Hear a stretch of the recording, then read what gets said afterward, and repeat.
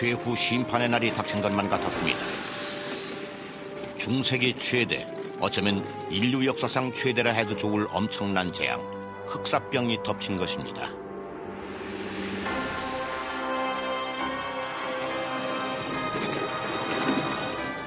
이 무서운 병마의 그림자 아래서 많은 사람들은 세상의 종말이 다가왔다고 여겼고 4천만 희생자들에겐 그 두려움이 현실이 됐습니다. 왜 그런 일이 닥쳤는지 이해가 안 됐습니다. 천벌이 내렸다는 생각이 일반적이었지만 확신은 못했어요. 풀리지 않는 수수께끼였죠.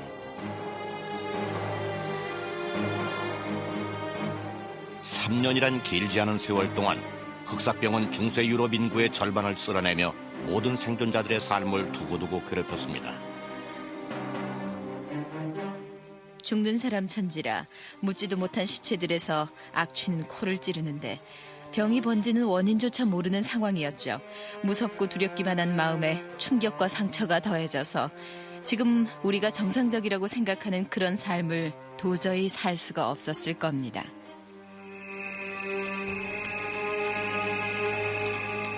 이 이상하고 무서운 재앙은 어디서 시작이 됐을까요? 살아남은 이들은 어떻게 그 엄청난 죽음의 물살에 휩쓸리지 않을 수 있었던 걸까요? 또 흑사병을 능가하는 치명적인 전염병들이 우리 시대를 위협하고 있다는 우려는 어디서 나왔을까요?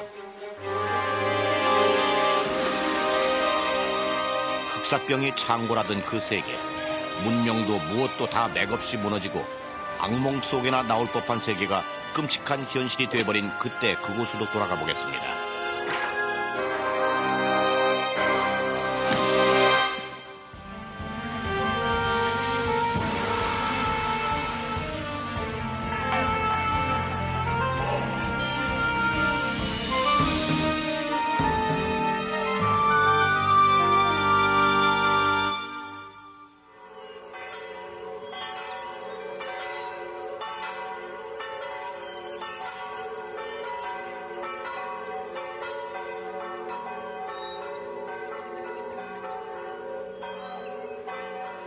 때는 1348년. 막강한 봉건 왕국 체제 하에 정돈된 세계에서 안정된 삶을 누리던 중세기 유럽인들.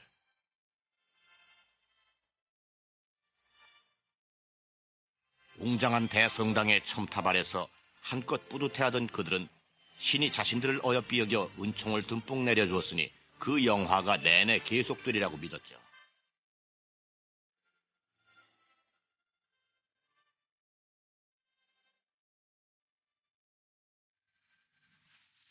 이토록 안정되고 평온한 세계가 고작 3년 만에 참혹하기 이를 데 없는 대재앙을 겪고 9천만 인구 중 4천만이 죽어갈 줄 그 누가 상상이나 할 수 있었겠습니까?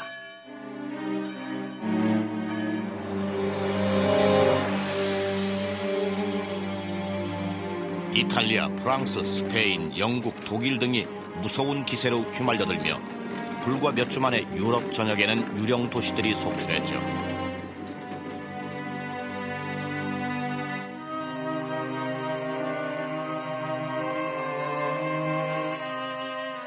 그렇게들 죽어갔다. 그러나 시신을 묻어줄 사람이 없어 내 5 아이들을 내 손으로 묻었다. 다른 이들도 모두 다 그랬다. 도시 곳곳에는 흙을 제대로 덮어주지 못한 시신들이 수없이 많았고 개들이 끌어내 뜯어먹는 경우도 허다했다. 이탈리아 시에나의 아고놀로 디투라.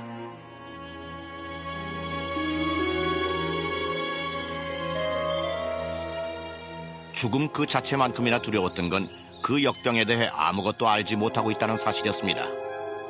무엇이 이런 재앙을 몰고 온 걸까요? 어떻게 해서 그리도 빨리 번지고 많이 죽었을까요? 어떤 이가 살고 어떤 이가 죽은 걸까요? 당시 사람들이 그 병에 대해 보인 감정이랄까 반응에는 공포와 증오가 한데 뒤섞여 있었습니다. 수많은 사람이 마구 죽어가는 걸 보며 누가 언제 어쩌다 하고 따져볼 새도 없이 사방에서 무차별로 희생되니 무서운 데다 병에 걸린 사람이 싫고 미웠습니다. 물론 병이 왜 생겼는지 모르니 아무런 대책이 나올 수 없다는 게 근본적인 두려움이었을 겁니다. 그 당시 의사들은 그 병이 무슨 병이며 어떻게 퇴치해야 하는지 알지 못했습니다. 병마에 짓눌려 있던 그 시절, 사람들의 삶을 지배한 공포심은 사랑하는 이들조차 저버리게 만들 정도였죠.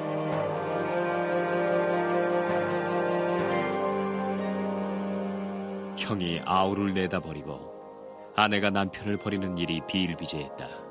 더구나 설마 그랬을 리가 싶겠지만 자식들을 내버리는 부모들도 있었다. 지오반니 보카치오, 데카메론 중에서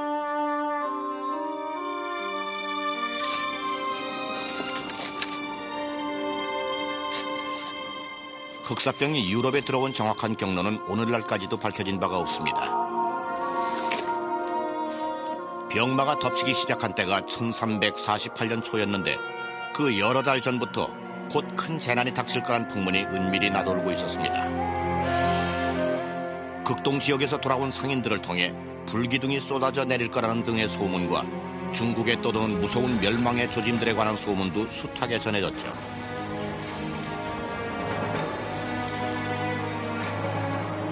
이 세상에서 제일 큰 동쪽 나라 중국에 무시무시한 징조가 나타났다. 하늘에서 비처럼 쏟아져 내린 뱀과 두꺼비들이 집 안으로 몰려들어와 사람들을 물어뜯어 독을 쏘아넣거나 수도 없이 잡아먹었다. 이탈리아 피해생자의 가브리엘레 데무시스.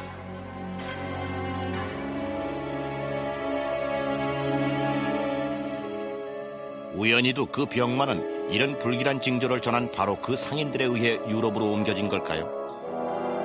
몇몇 역사가들이 추적한 바로는 유럽은 1347년 말에 일어난 한 괴상한 사건을 통해 흑사병에 처음으로 노출됩니다. 이탈리아 제노바시의 흑해 무역기지였던 카파가 적군의 공격을 받아 포위된 적이 있었습니다. 농성하고 있던 이탈리아 상인들은 성벽을 에워싸고 있던 적병들이 이상한 몹쓸병에 걸려 쓰러져가는 것을 보고 자신들이 살아났다고 좋아합니다. 하지만 그 기쁨은 오래가지 못했죠. 성 밖에서 적 병사들이 흑사병에 쓰러지며 전열이 무너졌죠. 그러자 공격을 지휘하고 있던 적장이 시체도 처치하고 또 성벽 안쪽 이탈리아인들한테 병도 버틸 작정을 했던지 투석기로 던져놓은 시체들이 성벽 너머 마을 중심부로 수도 없이 날아들었습니다. 그리고 나서 성내에서도 곧 발병이 시작됐습니다.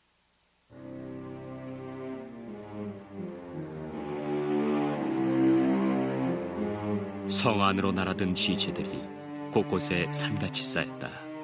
기독교들은 있는 힘을 다해 바다로 던져 넣었지만 온 사방이 시체여서 몸을 피할 데가 없었다. 이탈리아 피아센자의 가브리엘레 데무시스.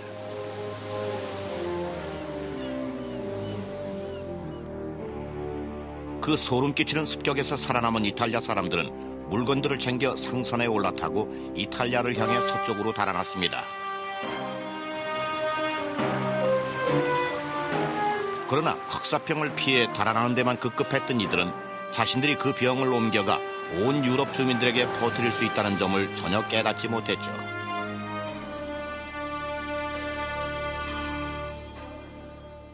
(1348년 1월) 카파를 떠나온 흑사병을 실은 배들이 제노바를 비롯한 여러 이탈리아 항구에 들어옵니다. 그러자 난데없이 바닷가 주민들이 연이어 괴지를 앓다 닷새 만에 죽어갑니다.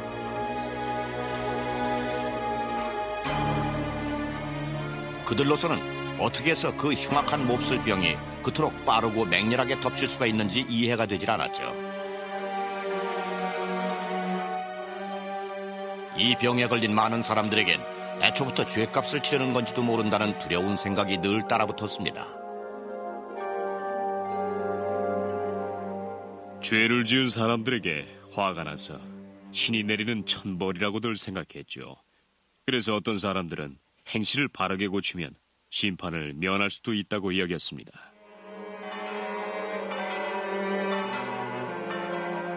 너도 나도 살아남기를 바라고 교회로 몰려들게 만든 이 역병은 마침내 이름을 갖게 됩니다. 병자의 온몸이 멍들어 죽어가는 끔찍한 모습에서 흑사병이라 불려집니다.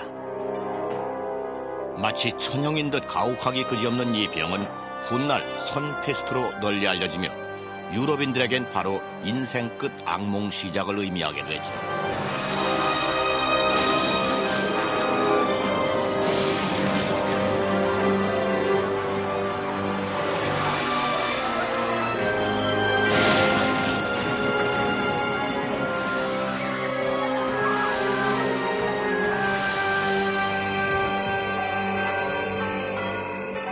헤아릴 수 없이 많은 사람들에게 최후 심판의 날이 들이닥쳤습니다.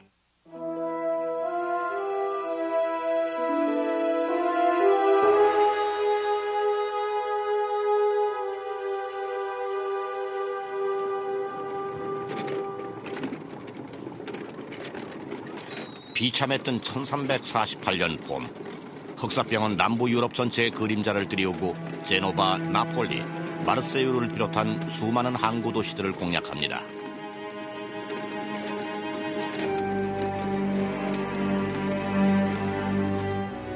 그리스의 정통 의술을 연마한 당대 명의들조차 페스트를 다룰 방도를 알아내지 못했습니다.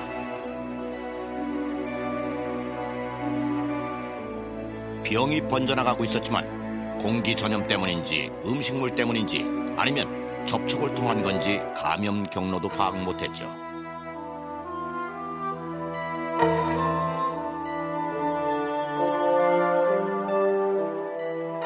아는 건 오직 하나, 증상이 상상을 초월할 정도로 끔찍하다는 것뿐이었습니다.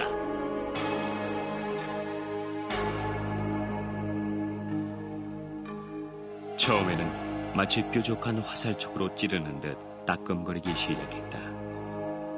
그러다 온몸이 고열로 펄펄 끓으며 본격적으로 알아누웠다. 병이 깊어지면 환자는 타는 듯한 열로 격렬한 오한전율 상태에 빠졌다. 이탈리아 피아센자의 가브리엘레 데모시스.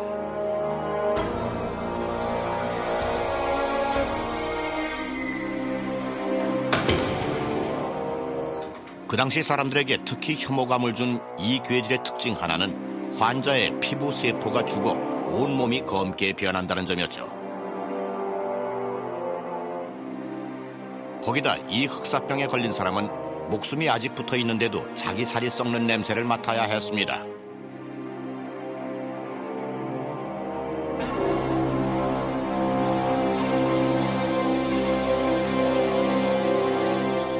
살이 썩어 몸이 검게 변하면서 아직 죽지 않았는데도 시체처럼 악취를 풍기니 패스트 환자를 간호하는 친구나 가족들이 얼마나 끔찍했겠어요.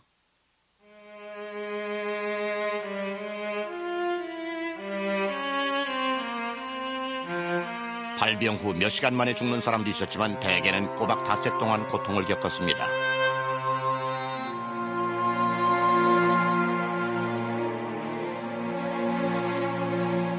요한계시록의 심판이 임박한 것 같은데도 병마의 근원을 몰라 사람들은 두려움에 떨었습니다.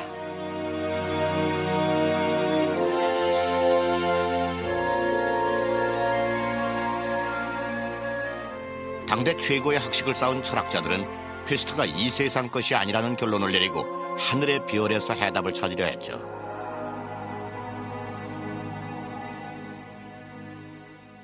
하느님이 그 병이 생기도록 행성들을 배열해 놓았기 때문이란 견해도 있었고, 또 병을 몰고 온 거는 해성들로서 결국은 그것들을 매개체로 병을 퍼뜨린 거는 하느님이라는 주장도 나왔습니다.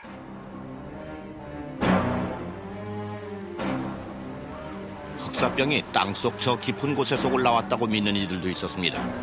지진이 나면서 치명적인 각종 가스가 하늘로 분출된 결과라는 거였죠.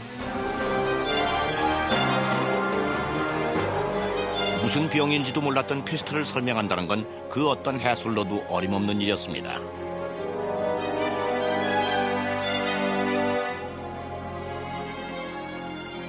아무리 막으려 해도 자기 마을만 무사할 수는 없으리라는 걸 알았을 겁니다.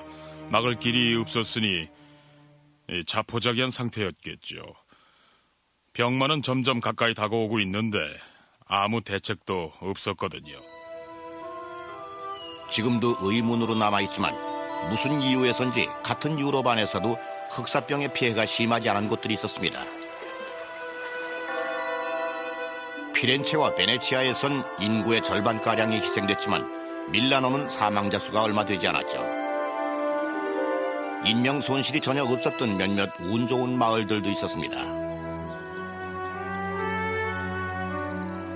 더욱더 모를 일은 그 병에 노출된 사람들 모두가 다 병을 앓는 건 아니라는 사실이었습니다. 흑사병 환자들과 함께 살면서도 아무 탈 없이 멀쩡한 사람들도 많았죠. 이들은 어째서 무사했을까요? 종잡을 수 없는 발병 양상을 놓고 중세 사상가들은 이 전염병을 한 무리의 궁사들이 쏘아대는 화살에 비유하며 화살에 맞힌 사람도 나오고 빗나가서 맞히지 못한 사람도 있다는 해석을 붙였죠.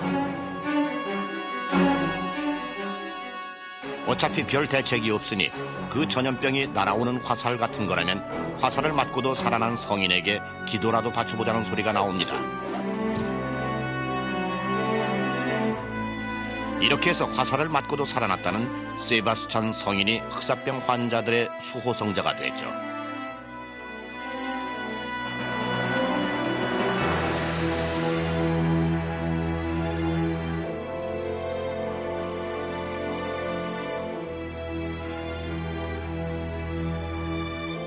세바스찬 성인에게 기도해보아도 사태가 악화될 뿐 응답이 없자 사람들은 흑사병에 걸렸다 살아난 로크 성인한테로 돌아섭니다. 프랑스 사람인 이 성자는 환자들을 간호하다 감염됐지만 기적같이 살아난 인물이었죠. 이 성인은 그들의 기도를 들어주었을까요?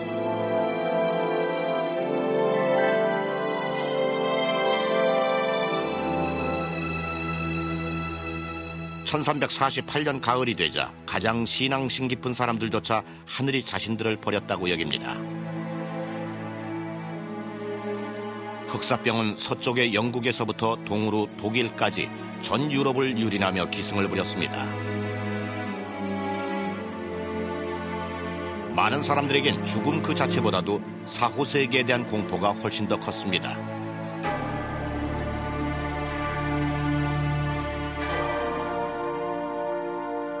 자신들의 영혼이 영원토록 신의 저주를 받을지도 모른다는 생각, 그것이 죽음보다 더 무서웠던 거죠. 사람이 종부 성사를 못 받고 죽으면 그건 곧 그 영혼이 지은 모든 죄를 용서받지 못한 상태여서 연옥에 오랫동안 머물러 있게 되던가, 특히 사악한 죄를 많이 지은 경우엔 바로 지옥으로 떨어진다고들 믿고 있었죠.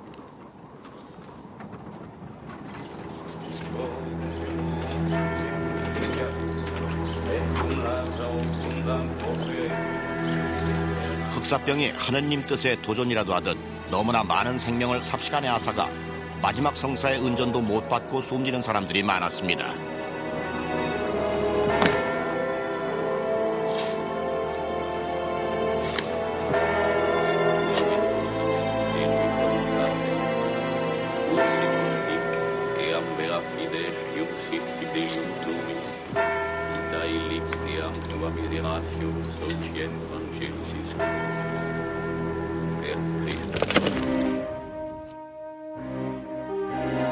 다급한 종부성사 요청이 쇄도하자 교황 클레멘트 6세는 흑사병으로 죽은 모든 이들의 면죄를 인정해 줍니다.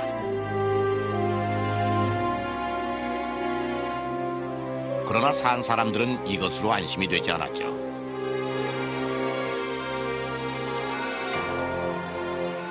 (1348년이) 저물어가면서 하느님이 자신들을 버린 것만 같자 사람들은 스스로를 보호할 기발한 방책에 매달립니다.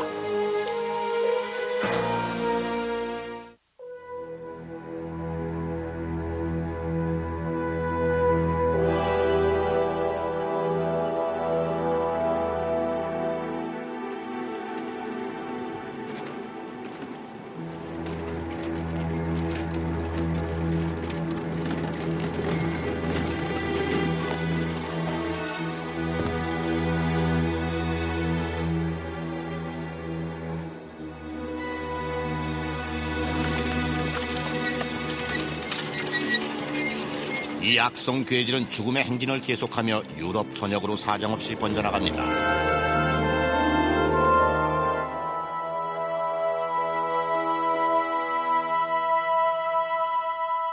1349년 여름 병마가 프랑스를 점령하면서 파리에서만 매일 800명씩 죽어나갔습니다.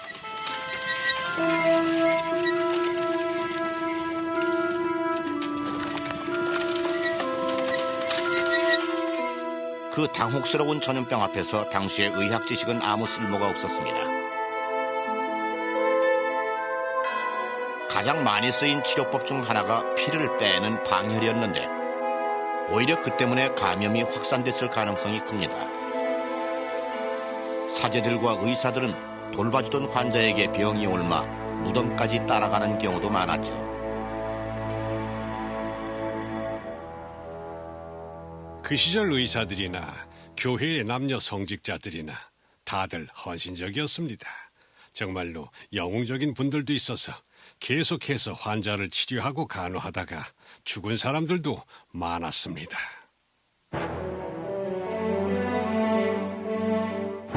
혹시나 하는 기대에 죽기 살기로 매달리며 사람들은 즉석에서 자신들의 생존 전략을 스스로 고안해냅니다.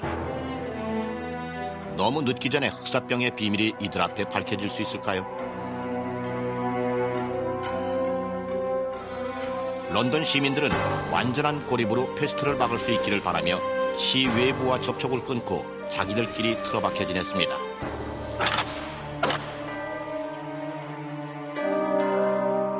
이런 노력에도 허점이 많았던지 런던 인구의 절반이 사망하는 비극적 결말이 나고 말았죠.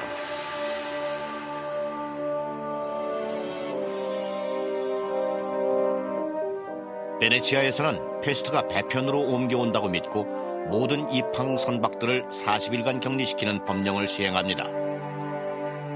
검역을 가리키는 영어 단어 쿼란티는 40일을 뜻하는 이탈리아어에서 나왔죠. 그러나 때는 이미 늦어 그 법도 베네치아 시민들을 구하지 못하고 1349년 중엽에 이르면 인구의 절반이 사망합니다.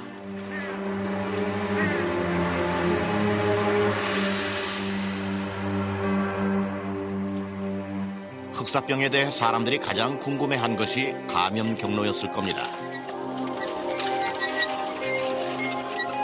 이 병이 풍기는 악취가 병을 옮기는 통로라고 믿는 사람들이 나오면서 놀라운 방어 수단이 개발됐습니다. 냄새를 없애려고 애를 많이 쓰다 보니까 향수를 사용한 경우도 많았습니다. 주변에서 좋은 냄새가 나면 병을 옮기는 지저분한 냄새를 막을 수 있을 것으로 믿었던 것이죠. 의사들은 병자들과 죽은 자들에게서 나는 그 위험한 악취를 되도록 맡지 않으려고 마치 딴 세상에서 온 것처럼 괴상하게 차려입고 다녔죠. 의사들은 대개 긴 가운을 입고 목이 긴 장갑을 꼈는데 특히 장갑은 지저분한 환자 몸에 손이 직접 닿지 않게 해주었습니다. 또 새 모양을 한 가면을 쓰기도 했는데 새의 부리 같은 기다란 코에는 오염된 공기를 정화시킬 수 있는 각종 약초 같은 걸 채워넣었죠. 흑사병은 너무나도 악성이어서 병자를 보기만 해도 그 즉시 병이 옮는다고 믿는 이들도 있었죠. 그래서 의사들이 쓴 새 가면에는 붉은 수정 구슬 눈을 붙여 만일의 위험을 미리 방지했습니다.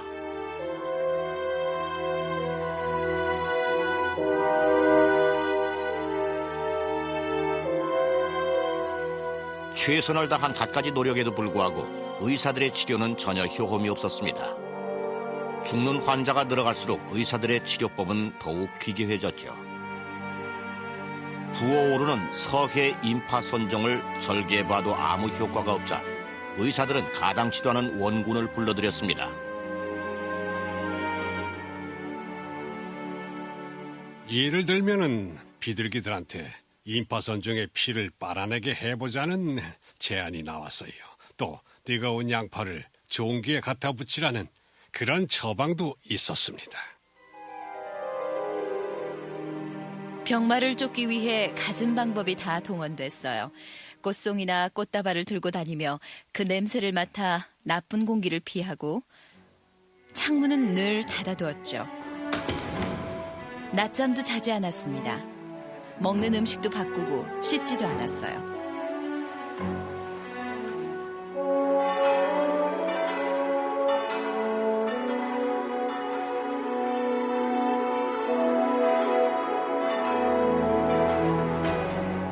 냉엄한 그 시절 논리에 따라 병자들은 연민의 대상이 아니라 공포와 혐오의 대상이었습니다. 또한 어떤 이들은 겁에 질려 병을 피하기 위해서라면 못할 짓이 없어 살인도 서슴지 않았죠. 밀라노 시에서는 흑사병 환자가 생겼다는 신고가 들어오면 산자든 죽은 자든 그 집 사람들은 모두 집에 가두어 죽도록 내버려 두었습니다.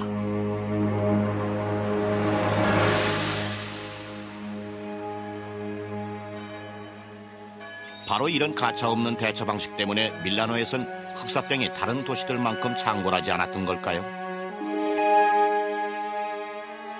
살아남은 사람들 이야기 가운데서 교황 클레멘트 6세보다 더 별난 경우는 없습니다.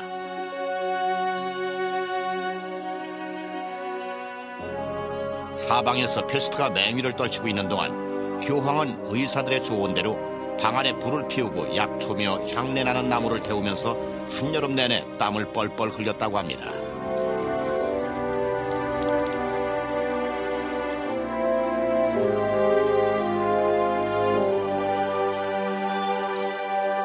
기적처럼 보이는 교황의 생존, 무엇이 그것을 가능케 했을까요? 지금껏 풀리지 않는 의학계의 미스터리입니다. 흑사병이 유럽을 휩쓸면서 희생자의 몸만 괴롭힌 것이 아니었습니다.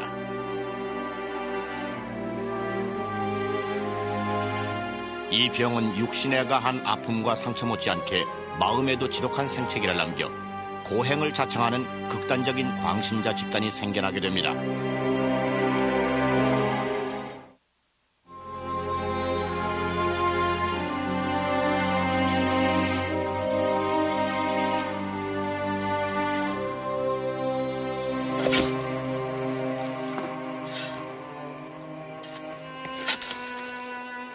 비운의 1349년이 지나고도 전 유럽이 흑사병 서슬에서 빠져나오지 못하면서 살아남은 모든 사람들의 가슴엔 쓰라린 기억이 지울 수 없는 상처를 남겨놓습니다.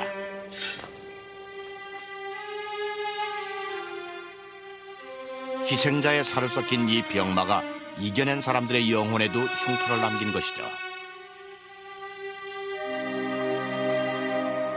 흑사병은 공동체를 결속시켜주던 신뢰의 끈을 갈갈이 찢어놓고 사랑하는 사람들 간의 성실한 유대를 산산이 깨뜨려버렸죠.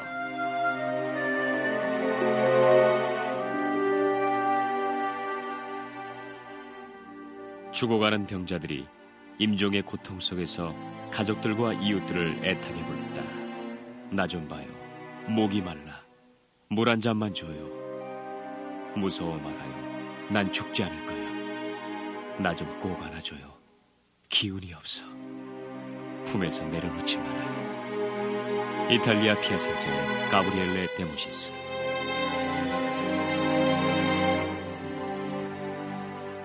죽는 사람 천지라 묻지도 못한 시체들에서 악취는 코를 찌르는데 병이 왜 번지는지도 몰랐어요. 무섭기만 한 마음에 충격과 상처까지 더해졌으니 지금 우리 잣대론 도저히 정상이라고 볼 수 없는 삶을 살 수밖에 없었겠죠.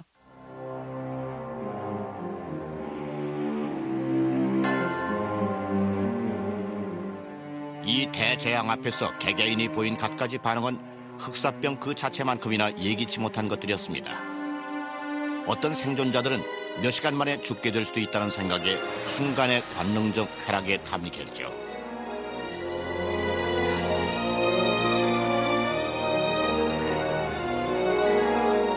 그들은 잔치와 술판을 벌이고 식도락을 일삼아 식탐의 죄를 범했으며 위험한 경기와 호색에 빠져 헤어날 줄을 몰랐다.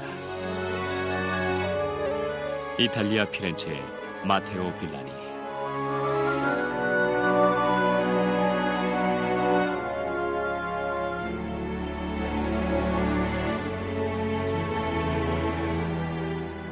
그런가 하면 사심 없이 사랑을 베풀고 의협심을 발휘하며 기독교의 이상을 실천한 사람들도 있었습니다. 사방에서 사람들이 죽어가도 의연히 환자들 곁을 지키며 간호한 용감한 이들도 더러 있었습니다. 이들은 흑사병에 맞서서 자기 임무를 다했습니다.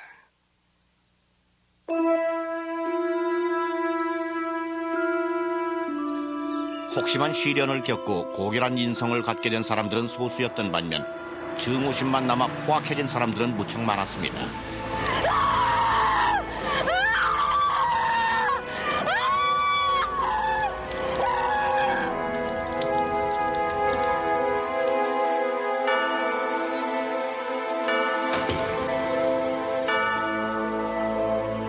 흑사병이 몰아다놓은 특이한 현상 중 하나는 패스트 못지않게 빠른 속도로 전 유럽을 휩쓴 새로운 광신적 종파의 등장이었죠. 채찍을 뜻하는 라틴어로 이름을 지어 채찍파라 불린 이들은 스스로를 채찍질하는 고행자들이었습니다. 자신이 지은 죄에 대해 스스로 엄한 벌을 내리면 하느님이 자신들과 모든 기독교도들을 대역병으로부터 지켜줄 거라는 것이 이들의 믿음이었죠.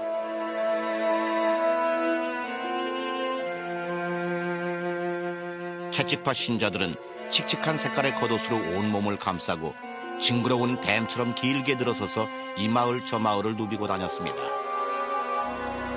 이들의 여정은 인간 그리스도의 생애 1년을 하루로 쳐서 33일 반나절 동안 계속됐죠.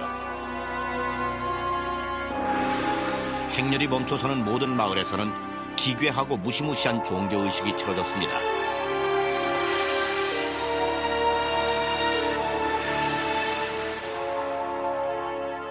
마을 광장 한가운데 모두 모여서 그 원형으로 쭉 둘러서서는 찬송가를 부르면서 그 원을 따라 한참을 돕니다. 그리고 나선 땅바닥에 주저앉아 자기들이 가장 나쁜 죄를 지었을 때의 자세를 취하죠.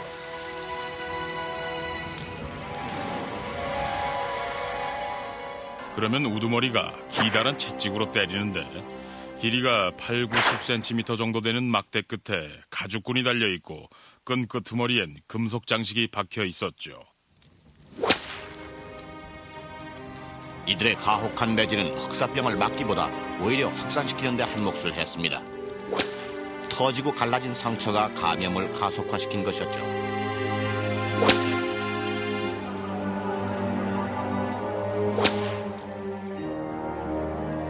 또한 자신들의 종교를 향한 이들의 맹목적인 열의는 편협한 신앙과 증오가 주 증상인 영혼의 악성 전염병을 퍼뜨려 더욱더 해악을 끼치게 됩니다.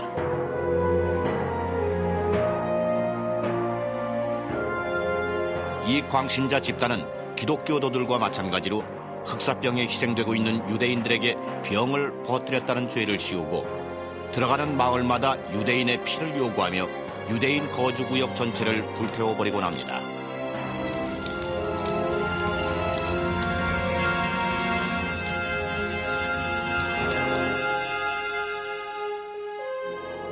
(1349년) 한 해 동안 독일에서만 수백 건의 학살이 자행되며 뮌헨, 프라이부르크, 퀼렌을 비롯한 수많은 도시에서 유대인들이 깡그리 사라지고 말았습니다.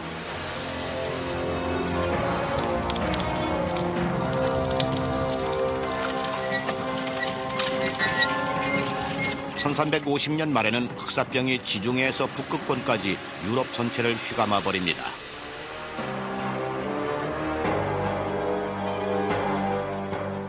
(3년) 세월 동안 인구의 절반이 목숨을 잃었고 생존자들도 살 날이 얼마 남지 않은 것 같았죠.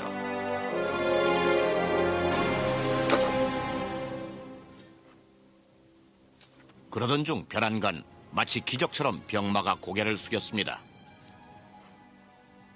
주기적으로 다시 발병이 되긴 해도 첫 공격 때처럼 휘몰아친 적은 한 번도 없어 이후 550년간 풀리지 않은 또 하나의 의문으로 남았습니다.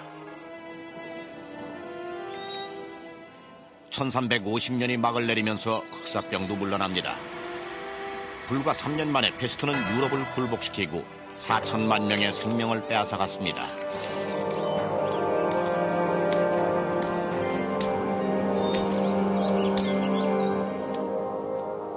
이 일이 닥치기 전까진 이토록 대단한 유행병은 보지도 듣지도 못했다. 노아 시대에 닥친 홍수도 이렇게 많은 인명을 쓸어가진 않았다지 않은가.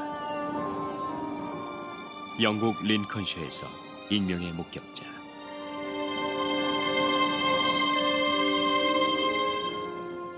중세시대 이후에도 흑사병은 시퍼런 소설을 완전히 거두지 않고 수세기에 걸쳐 때때로 유럽을 다시 찾곤 했죠.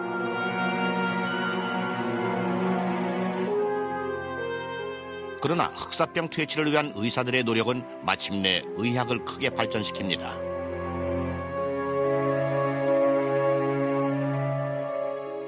최고의 선견지명을 지녔던 의사들 가운데 미셸 데 노스트라다메가 있었죠. 후대에는 노스트라다무스로 불리며 미래를 예언한 선지자로서 그 이름을 널리 떨치는 인물입니다. 흑사병으로 숨져가는 가족들을 지켜본 노스트라다무스는 투병에 도움이 될 만한 대책을 강구해냅니다. 당시엔 인정을 받지 못했지만 그의 의견은 혁명적이었죠. 의료진이 낸 공식 지침은 노스트라다무스 생각과는 정반대였어요. 그는 신선한 바깥 공기를 마시라고 했는데 의사들은 창문을 닫으라고 했죠. 적당한 운동과 목욕이 좋다고 했지만 의사들은 땀구멍이 열린다고 절대로 안 된다고 했어요. 그래서 노스트라다무스의 제안은 의사들에게선 도외시당하지만 의사들도 별 도움을 못 주고 있던 흑사병 환자들은 무엇이든 해보겠다고 나섰죠.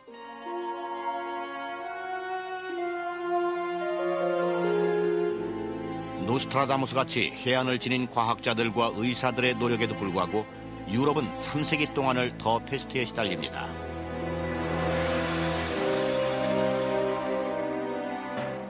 (1721년) 이 병으로 수만 명이 숨진 프랑스 도시 마르세유를 끝으로 유럽에선 더 이상 흑사병이 크게 날뛰진 못합니다.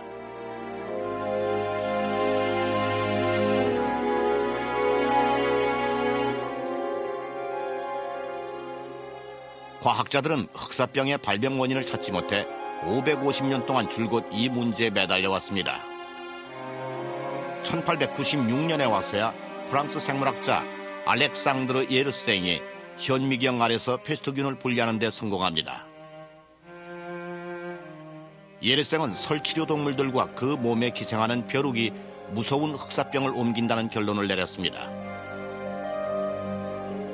유럽의 검은 쥐들이 페스트로 죽자 벼룩들이 새로운 먹잇감을 찾아 나서며 그 치명적인 병원균을 옮긴 것이었죠. 알려진 바로는 숙주를 갖지 못해 굶주린 벼룩들은 피를 빨려는 본능적 욕구가 무척 강해서 사람이 가까이 오게 되면은 대번에 달려듭니다.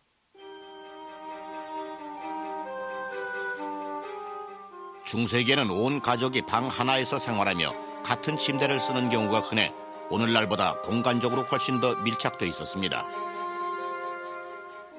그런 상황에선 전염병이 돌 위험이 대단히 커지죠. 그런 농촌 마을이나 도시에서 쥐들이 패스트에 걸리면은 짧은 시간에 퍼지면서 많은 쥐들이 죽게 되고 거기 붙어 살던 벼룩들이 사람한테로 옮겨오면서 걷잡을 수 없이 병이 번집니다.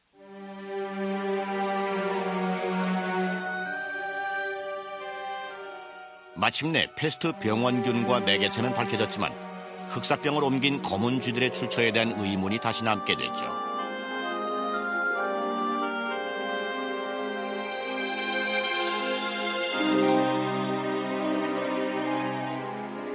과학자들은 그 쥐들이 지구의 동쪽 끝에서 대상들과 양들에 섞여 이동해 왔을지도 모른다고 생각했습니다. 그렇다면 흑사병의 첫 발생지가 유럽에서 수천 킬로미터 떨어진 지구 반대편이 아닐까 하는 의문이 뒤따라 나왔습니다.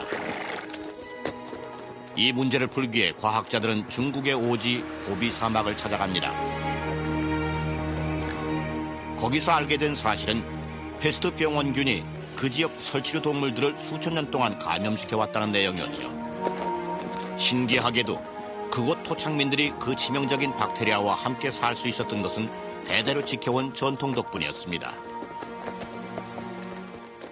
특정 설치류 동물들은 사냥을 금지하고 털가죽을 벗겨 옷을 만들거나 하는 일을 절대로 못하게 했어요. 그뿐만 아니라 죽은 것들이 너무 많이 보인다 싶을 땐 당장 그 지역을 떠났죠.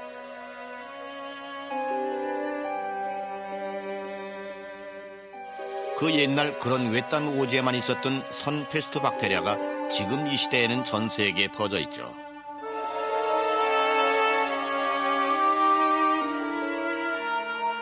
그렇지만 항생제들의 병원균 퇴치 효과가 뛰어나 매년 보고되는 발병 사례는 몇 건밖에 되지 않습니다. 1700년대 이후에는 유럽에서 흑사병이 크게 창궐한 적이 없으나 병마가 남긴 흉터는 놀랍게 변신하여 우리 시대까지 전해졌습니다. 자주 듣는 아이들 동요 한편에 그 아픈 상처가 드러나 있죠.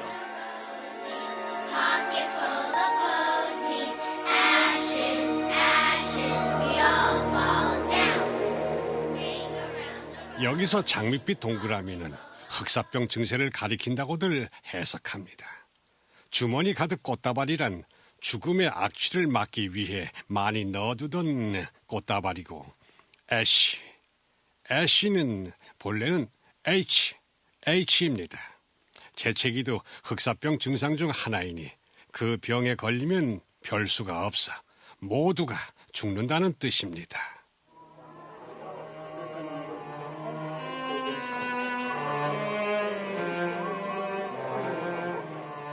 페스트는 이제 옛날처럼 무서운 전염병이 아닙니다. 그러나 그보다 훨씬 더 위험하지만 아직 제대로 파악 못한 신종 질병들이 새로 출현했습니다. 1976년도에 아프리카에서 발병 사실이 처음으로 확인된 에볼라도 그중 하나입니다. 에볼라는 광범위한 체내 장기는 물론 심지어 피부 자체에까지 다량 출혈을 시켜 대부분의 환자들이 발병 후 며칠을 버티지 못하고 출혈 과다로 사망하는 열병입니다. 흑사병과는 달리 에볼라 병 원체는 바이러스여서 항생제 치료가 아무 효력을 내지 못합니다. 더구나 요즘 같은 제트기 여행 시대에는 이 세상 어느 구석 멀고 먼 외딴 곳에서도 이런 강력한 전염병이 단 한 건만 발생해도 불과 며칠이면 지구촌 전체로 번질 수 있죠. 치사율이 높은 이 바이러스성 전염병은 현재로선 속수무책입니다. 그러니 엄청난 재앙이 될 수가 있지요. 치료법을 찾기 전에 만연한다면 의학도 아무 힘을 못 씁니다. 에볼라가 어디서 와서 어떻게 사람 몸에 침투하는지, 어떤 요법으로 물리쳐야 하는지는 현대 의학이 풀어야 할 과제로 남아 있습니다.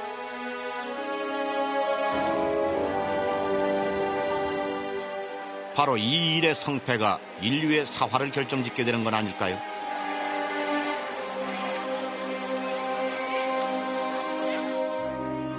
중세의 그 흑사병이 인류사의 유일한 대재앙이었는지, 닥쳐올 현대 악성 전염병들을 예고하는 불길한 전조였는지는 세월만이 말할 수 있을 것입니다. 그것이 예언적 흉조였음이 밝혀지는 날엔 인간은 지혜와 용기를 무기로 생존을 위한 사투를 벌이게 되겠죠. 그 옛날 흑사병과 싸웠듯이 말입니다.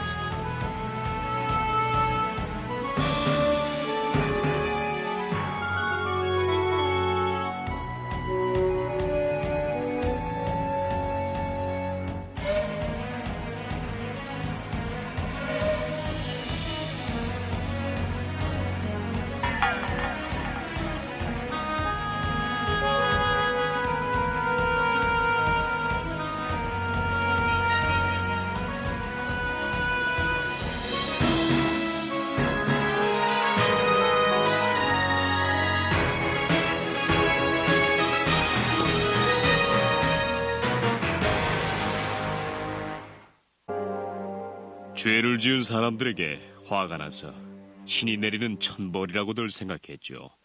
그래서 어떤 사람들은 행실을 바르게 고치면 심판을 면할 수도 있다고 여겼습니다.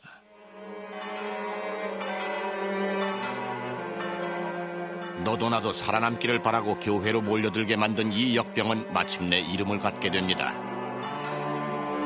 병자의 온몸이 멍들어 죽어가는 끔찍한 모습에서 흑사병이라 불려집니다. 마치 천형인 듯 가혹하기 그지없는 이 병은 훗날 선페스트로 널리 알려지며 유럽인들에겐 바로 인생 끝 악몽 시작을 의미하게 되죠.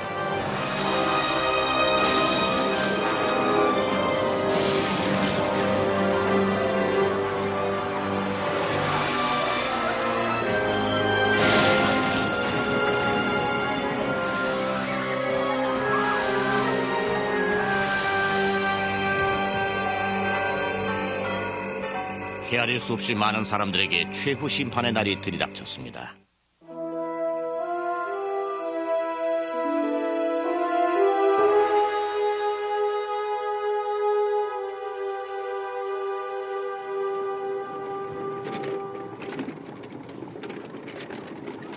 비참했던 1348년 봄, 흑사병은 남부 유럽 전체에 그림자를 들이우고 제노바, 나폴리, 마르세유를 비롯한 수많은 항구 도시들을 공략합니다.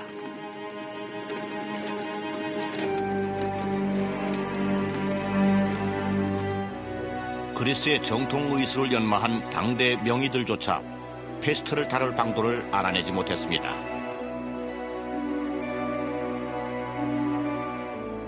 병이 번져나가고 있었지만 공기 전염 때문인지 음식물 때문인지 아니면 접촉을 통한 건지 감염 경로도 파악 못했죠.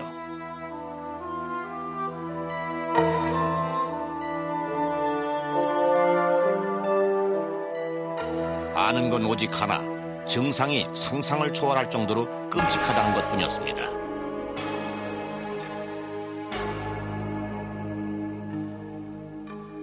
처음에는 마치 뾰족한 화살촉으로 찌르는 듯 따끔거리기 시작했다.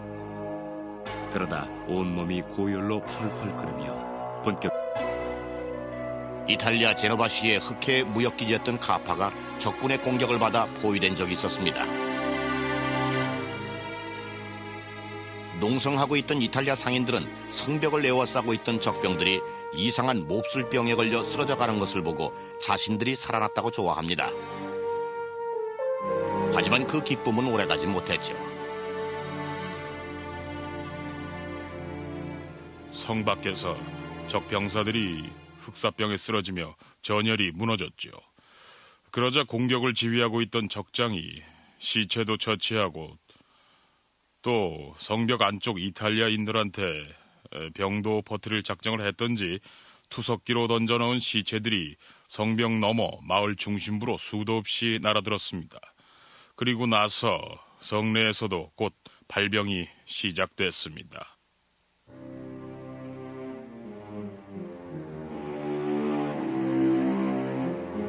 성 안으로 날아든 시체들이 곳곳에 산같이 쌓였다. 기독교들은 있는 힘을 다해 바다로 던져 넣었지만 온 사방이 시체여서 몸을 피할 데가 없었다. 이탈리아 피아센체의 가브리엘레 데무시스.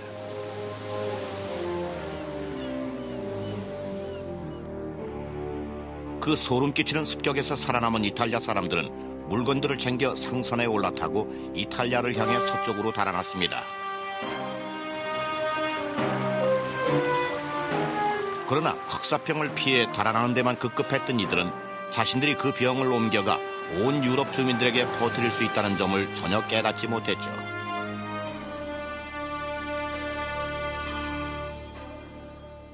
(1348년 1월) 카파를 떠나온 흑사병을 실은 배들이 제노바를 비롯한 여러 이탈리아 항구에 들어옵니다. 그러자 난데없이 바닷가 주민들이 연이어 괴지를 앓다 닷새 만에 죽어갑니다.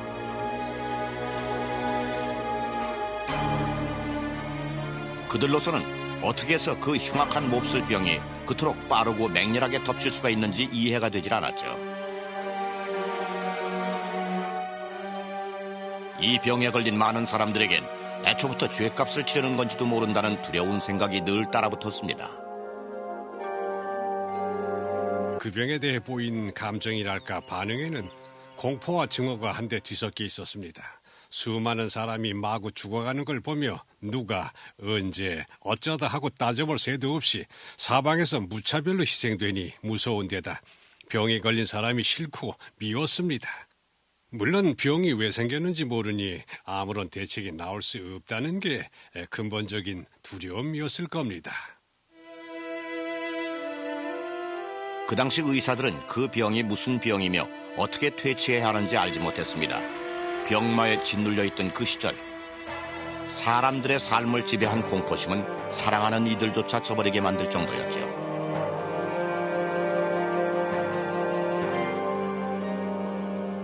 형이 아우를 내다버리고 아내가 남편을 버리는 일이 비일비재했다.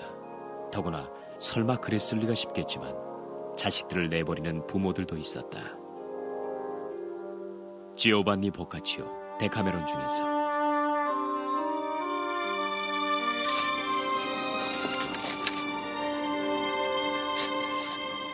흑사병이 유럽에 들어온 정확한 경로는 오늘날까지도 밝혀진 바가 없습니다. 병마가 덮치기 시작한 때가 1348년 초였는데 그 여러 달 전부터 곧 큰 재난이 닥칠 거란 풍문이 은밀히 나돌고 있었습니다. 극동 지역에서 돌아온 상인들을 통해 불기둥이 쏟아져 내릴 거라는 등의 소문과 중국에 떠도는 무서운 멸망의 조짐들에 관한 소문도 숱하게 전해졌죠.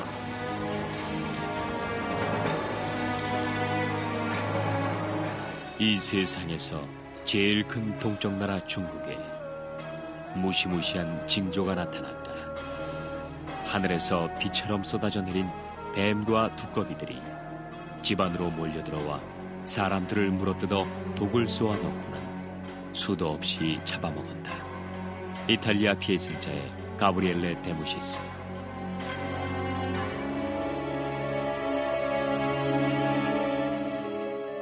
우연히도 그 병마는 이런 불길한 징조를 전한 바로 그 상인들에 의해 유럽으로 옮겨진 걸까요? 몇몇 역사가들이 추적한 바로는 유럽은 1347년 말에 일어난 한 괴상한 사건을 통해 흑사병에 처음으로 노출됩니다.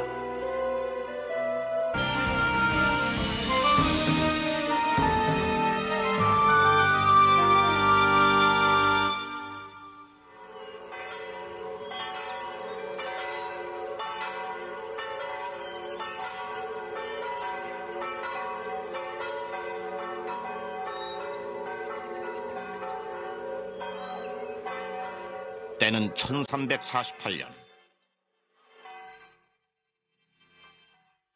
막강한 봉건 왕국 체제 하에 정돈된 세계에서 안정된 삶을 누리던 중세기 유럽인들.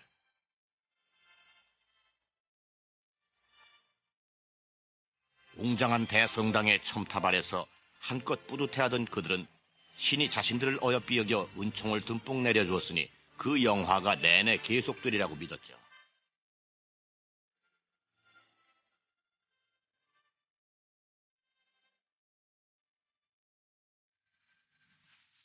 이토록 안정되고 평온한 세계가 고작 3년 만에 참혹하기 이를 데 없는 대재앙을 겪고 9천만 인구 중 4천만이 죽어갈 줄 그 누가 상상이나 할 수 있었겠습니까?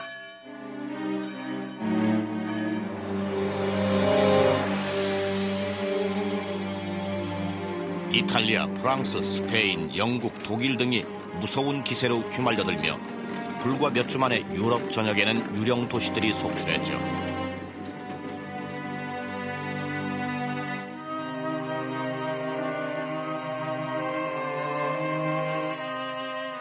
그렇게들 죽어갔다. 그러나 시신을 묻어줄 사람이 없어 내 5 아이들을 내 손으로 묻었다. 다른 이들도 모두 다 그랬다. 도시 곳곳에는 흙을 제대로 덮어주지 못한 시신들이 수없이 많았고 개들이 끌어내 뜯어먹는 경우도 허다했다. 이탈리아 시에나의 아그놀로 디투라.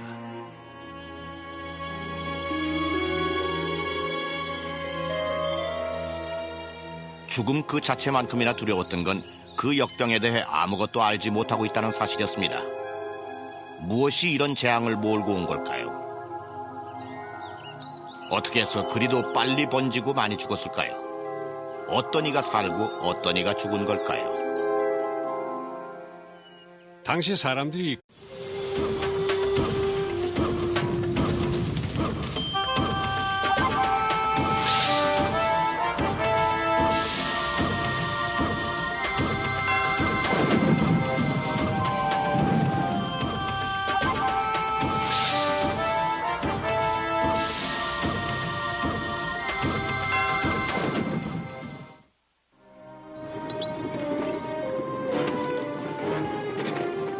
최후 심판의 날이 닥친 것만 같았습니다.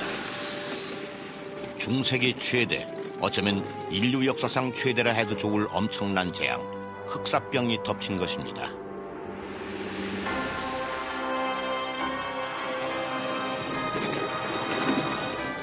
이 무서운 병마의 그림자 아래서 많은 사람들은 세상의 종말이 다가왔다고 여겼고 4천만 희생자들에겐 그 두려움이 현실이 됐습니다. 왜 그런 일이 닥쳤는지 이해가 안 됐습니다.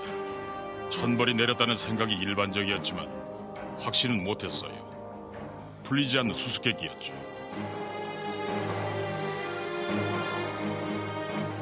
삼 년이란 길지 않은 세월 동안 흑사병은 중세 유럽 인구의 절반을 쓸어내며 모든 생존자들의 삶을 두고두고 괴롭혔습니다.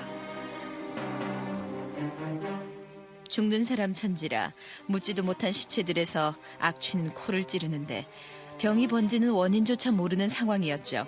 무섭고 두렵기만 한 마음에 충격과 상처가 더해져서 지금 우리가 정상적이라고 생각하는 그런 삶을 도저히 살 수가 없었을 겁니다.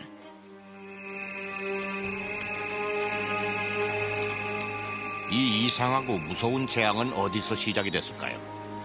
살아남은 이들은 어떻게 그 엄청난 죽음의 물살에 휩쓸리지 않을 수 있었던 걸까요?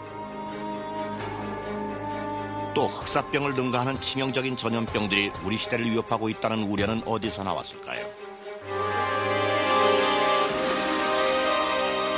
흑사병이 창궐하던 그 세계, 문명도 무엇도 다 맥없이 무너지고 악몽 속에나 나올 법한 세계가 끔찍한 현실이 돼버린 그때 그곳으로 돌아가 보겠습니다.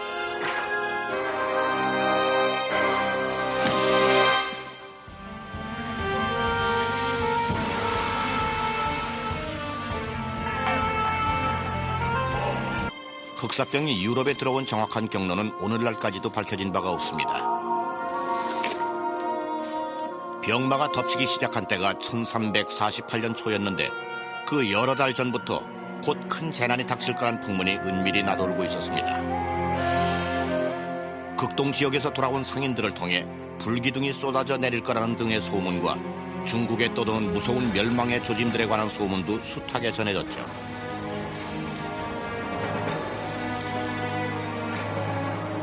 이 세상에서 제일 큰 동쪽 나라 중국에 무시무시한 징조가 나타났다.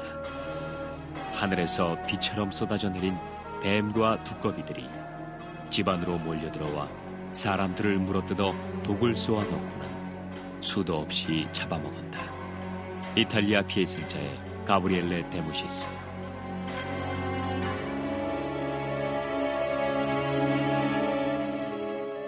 우연히도 그 병마는 이런 불길한 징조를 전한 바로 그 상인들에 의해 유럽으로 옮겨진 걸까요? 몇몇 역사가들이 추적한 바로는 유럽은 1347년 말에 일어난 한 괴상한 사건을 통해 흑사병에 처음으로 노출됩니다. 이탈리아 제노바시의 흑해 무역기지였던 카파가 적군의 공격을 받아 포위된 적이 있었습니다. 농성하고 있던 이탈리아 상인들은 성벽을 에워싸고 있던 적병들이 이상한 몹쓸병에 걸려 쓰러져가는 것을 보고 자신들이 살아났다고 좋아합니다. 하지만 그 기쁨은 오래가지 못했죠. 성 밖에서 적 병사들이 흑사병에 쓰러지며 전열이 무너졌죠. 그러자 공격을 지휘하고 있던 적장이 시체도 처치하고 또 성벽 안쪽 이탈리아인들한테 병도 퍼뜨릴 작정을 했던지 투석기로 던져놓은 시체들이 성벽 너머 마을 중심부로 수도 없이 날아들었습니다. 그리고 나서 성내에서도 곧 발병이 시작됐습니다.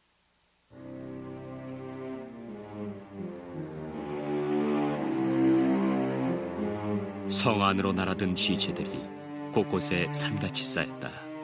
기독교들은 있는 힘을 다해 바다로 던져 넣었지만 온 사방이 시체여서 몸을 피할 데가 없었다. 이탈리아 피아센체의 가브리엘레 데무시스.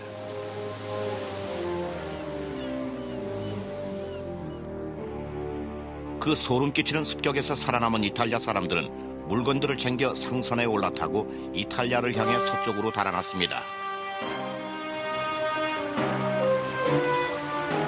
그러나 흑사병을 피해 달아나는 데만 급급했던 이들은 자신들이 그 병을 옮겨가 온 유럽 주민들에게 퍼뜨릴 수 있다는 점을 전혀 깨닫지 못했죠. 간 화살촉으로 찌르는 듯 따끔거리기 시작했다. 그러다 온몸이 고열로 펄펄 끓으며 본격적으로 알아누웠다. 병이 깊어지면 환자는 타는 듯한 열로 격렬한 오한전율 상태에 빠졌다. 이탈리아 피아센자의 가브리엘레 데무시스.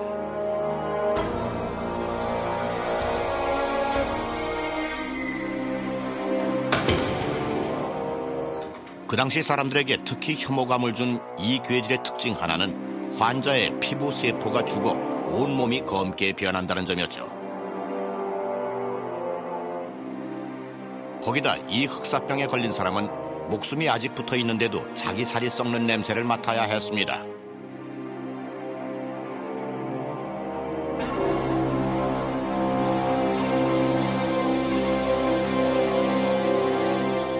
살이 썩어 몸이 검게 변하면서 아직 죽지 않았는데도 시체처럼 악취를 풍기니 패스트 환자를 간호하는 친구나 가족들이 얼마나 끔찍했겠어요.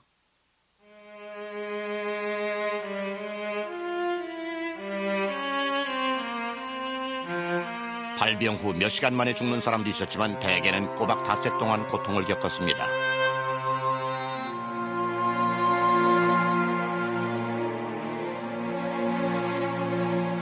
요한계시록의 심판이 임박한 것 같은데도 병마의 근원을 몰라 사람들은 두려움에 떨었습니다.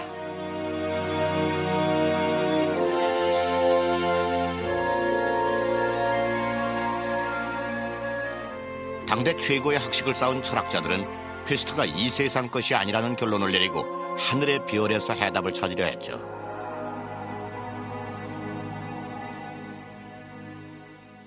하느님이 그 병이 생기도록 행성들을 배열해 놓았기 때문이란 견해도 있었고, 또 병을 몰고 온 거는 해성들로서 결국은 그것들을 매개체로 병을 퍼뜨린 거는 하느님이라는 주장도 나왔습니다.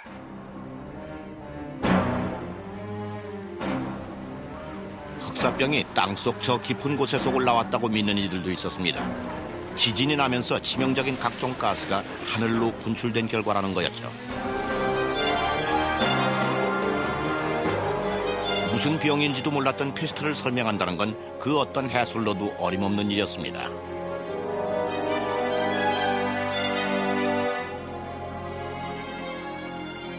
아무리 막으려 해도 자기 마을만 무사할 수는 없으리라는 걸 알았을 겁니다. 막을 길이 없었으니 자포자기한 상태였겠죠. 병만은 점점 가까이 다가오고 있는데 아무 대책도 없었거든요. 지금도 의문으로 남아있지만 무슨 이유에선지 같은 유럽 안에서도 흑사병의 피해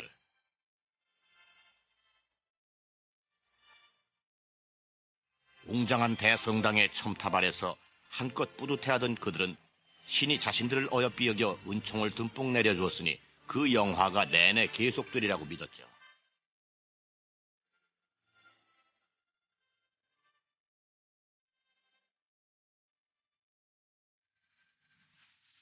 이토록 안정되고 평온한 세계가 고작 3년 만에 참혹하기 이를 데 없는 대재앙을 겪고 9천만 인구 중 4천만이 죽어갈 줄 그 누가 상상이나 할 수 있었겠습니까?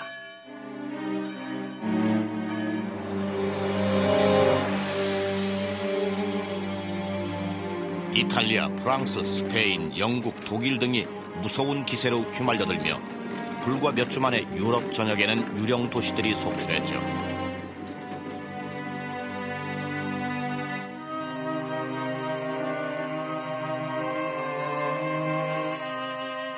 그렇게들 죽어갔다.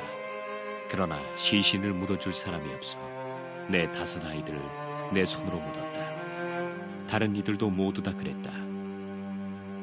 도시 곳곳에는 흙을 제대로 덮어주지 못한 시신들이 수없이 많았고 개들이 끌어내 뜯어먹는 경우도 허다했다. 이탈리아 시에나의 아그놀로 디투라.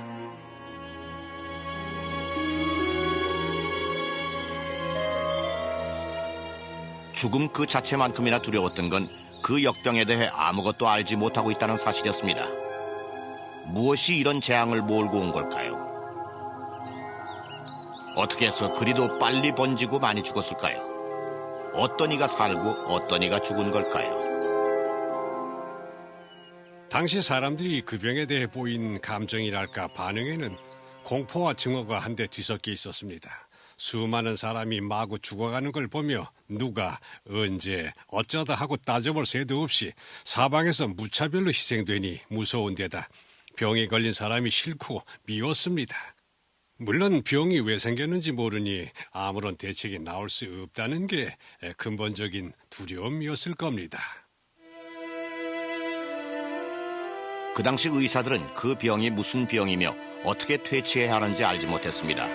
병마에 짓눌려 있던 그 시절, 사람들의 삶을 지배한 공포심은 사랑하는 이들조차 저버리게 만들 정도였죠.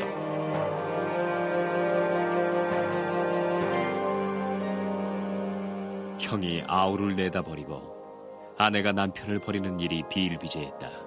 더구나 설마 그랬을 리가 싶겠지만 자식들을 내버리는 부모들도 있었다. 지오반니 보카치오, 데카메론 중에서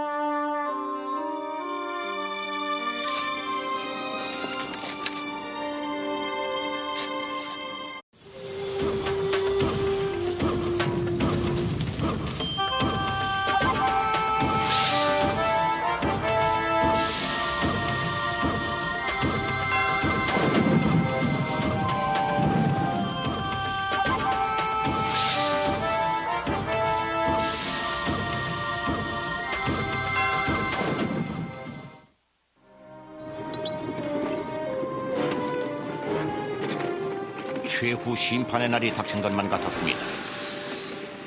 중세기 최대, 어쩌면 인류 역사상 최대라 해도 좋을 엄청난 재앙, 흑사병이 덮친 것입니다.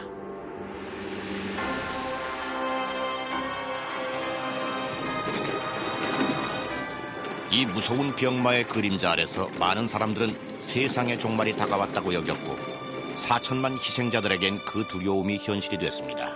왜 그런 일이 닥쳤는지 이해가 안 됐습니다. 천벌이 내렸다는 생각이 일반적이었지만 확신은 못했어요. 풀리지 않는 수수께끼였죠.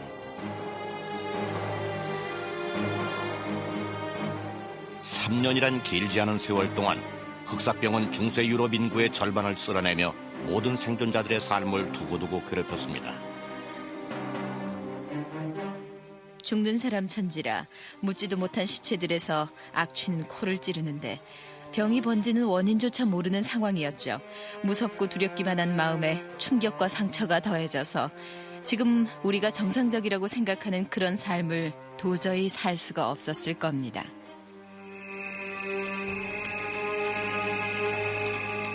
이 이상하고 무서운 재앙은 어디서 시작이 됐을까요? 살아남은 이들은 어떻게 그 엄청난 죽음의 물살에 휩쓸리지 않을 수 있었던 걸까요? 또 흑사병을 능가하는 치명적인 전염병들이 우리 시대를 위협하고 있다는 우려는 어디서 나왔을까요? 흑사병이 창궐하던 그 세계, 문명도 무엇도 다 맥없이 무너지고 악몽 속에나 나올 법한 세계가 끔찍한 현실이 돼버린 그때 그곳으로 돌아가 보겠습니다.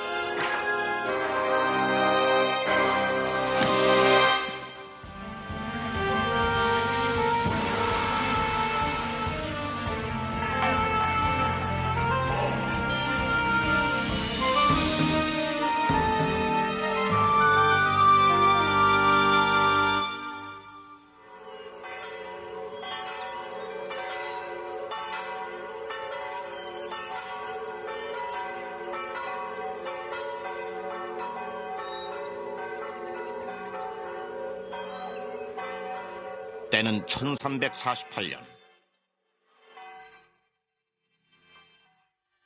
막강한 봉건 왕국 체제 하에 정돈된 세계에서 안정된 삶을 누리던 중세기 유럽인들.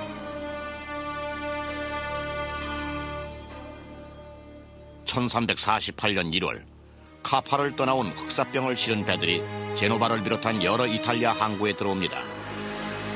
그러자 난데없이 바닷가 주민들이 연이어 괴지를 앓다 닷새 만에 죽어갑니다.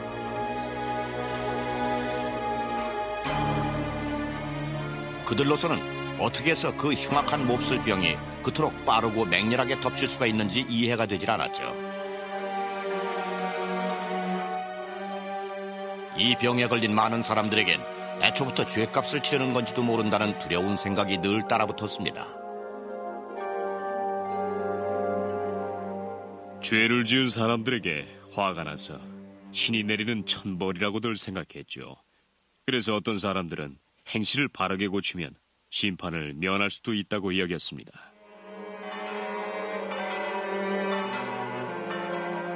너도 나도 살아남기를 바라고 교회로 몰려들게 만든 이 역병은 마침내 이름을 갖게 됩니다. 병자의 온몸이 멍들어 죽어가는 끔찍한 모습에서 흑사병이라 불려집니다. 마치 천형인 듯 가혹하기 그지없는 이 병은 훗날 선페스트로 널리 알려지며 유럽인들에겐 바로 인생 끝 악몽 시작을 의미하게 되죠.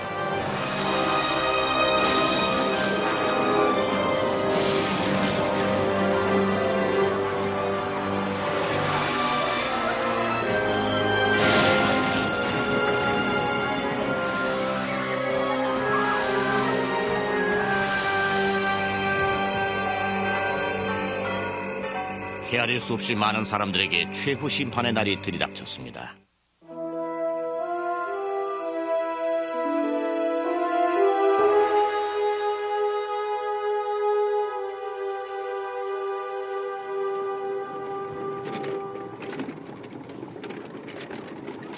비참했던 1348년 봄, 흑사병은 남부 유럽 전체의 그림자를 들이우고 제노바, 나폴리, 마르세유를 비롯한 수많은 항구 도시들을 공략합니다.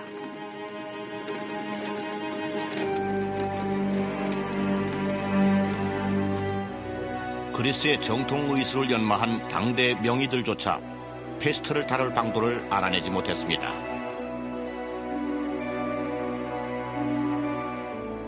병이 번져나가고 있었지만 공기 전염 때문인지 음식물 때문인지 아니면 접촉을 통한 건지 감염 경로도 파악 못했죠.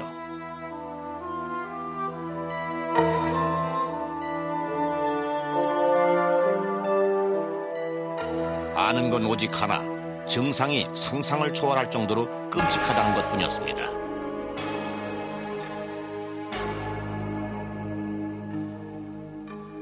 처음에는 마치 뾰족